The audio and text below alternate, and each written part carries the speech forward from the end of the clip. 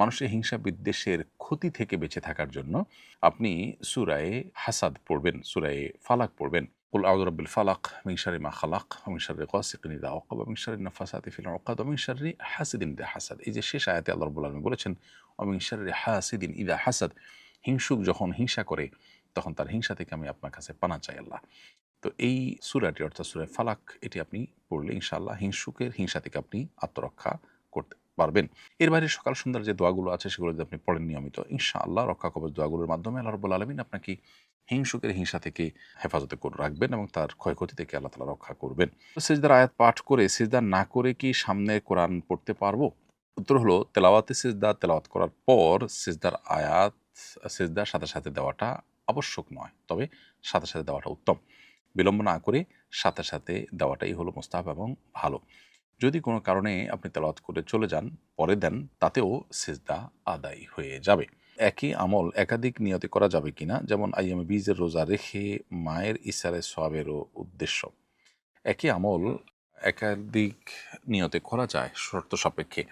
বিশেষ করে একই ক্যাটাগরির আমল যখন হয় তখন করা যায়। যেমন আপনি শাওয়ালের ৬ রোজা রাখলেন সোমবার, বৃহস্পতিবার বা আইয়ামে বীজের দিনগুলোতে, তখন একই সাথে সোম, বৃহস্পতিবারের নিয়ত আবার শাওয়ালের নিয়ত আপনি করতে পারেন।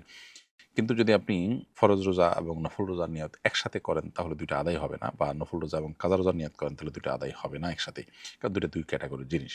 নফল নামাজে উচ্চ স্বরে কেরাত পড়া যাবে কিনা? রাতের নফল নামাজ যদি হয় তাহলে সেক্ষেত্রে আপনি সরবে উচ্চ স্বরে কোরআন তেলাওয়াত করতে পারেন, কেরাত পড়তে পারেন।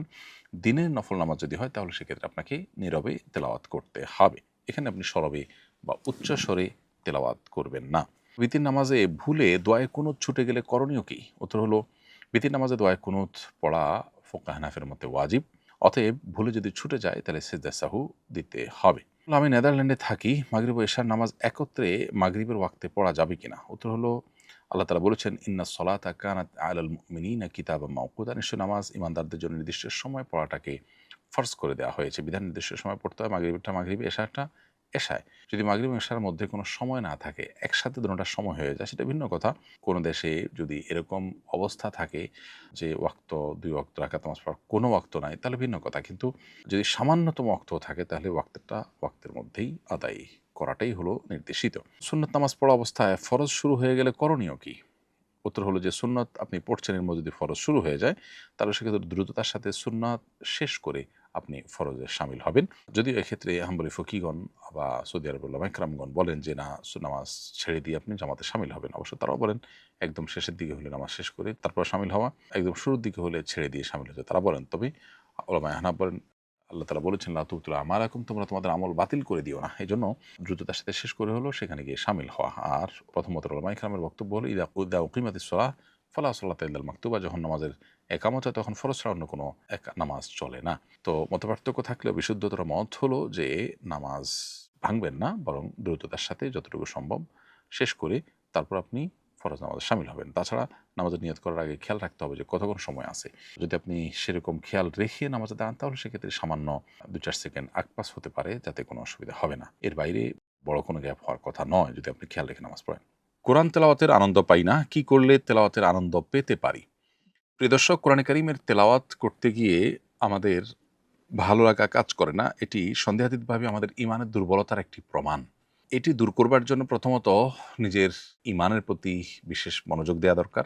আমাদের ঈমানের অপরিহার্য পাঠ বইটি বা এই জাতীয় আরও কোনো বই পড়ে ঈমান সম্পর্কিত ইলম অর্জন করা এবং আল্লাহর কুদরতগুলোর সাক্ষী হওয়া, সেগুলোকে গবেষণা করা দরকার।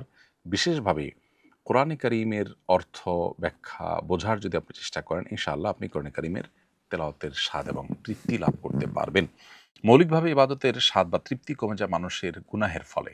বিধায় গুনাহ থেকে বেঁচে থাকার চেষ্টাও আমাদের বিশেষভাবে করতে হবে এবং তৃপ্তি লাগুক বা না লাগুক নিজের মনের বিরুদ্ধে চলার মতো মানসিকতা আমাদের মধ্যে তৈরি করতে হবে। আমার মন কোনো কিছু পছন্দ করলে আমি করব, ভালো না লাগলে আমি করব না। এটা হলো প্রবৃত্তির পূজা, এটা আল্লাহর গোলামি বা দাসত্ব হয় না। একজন মানুষ নিজের প্রবৃত্তির পূজা করে সে কখনো দুনিয়া বা আখেরাত কোথাও সে সুখী হতে পারে না।